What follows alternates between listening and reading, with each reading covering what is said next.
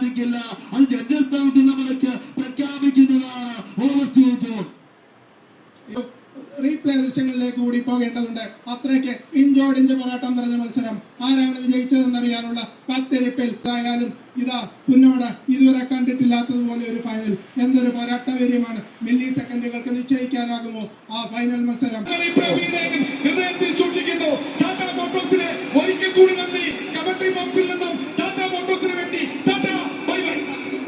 കാത്തിരുന്ന വിജയി 22ാം Nehru trophy boat റേസിന്റെ വിജയി അരോമ ചുണ്ടനാണ്. 4 മിനിറ്റ് 23 സെക്കൻഡ് 0.328 മില്ലി സെക്കൻഡിലാണ് അവര് ഇത്തവണ ട്രോഫി കരസ്ഥമാക്കിയിട്ടുള്ളത്. എല്ലാ അഭിനന്ദനങ്ങളും അരോമ ചുണ്ടന്. മറ്റ് ചുണ്ടൻ 4ാം സ്ഥാനം വരെയുള്ള ചുണ്ടൻ വള്ളങ്ങളെയും അഭിനന്ദിക്കുന്നു.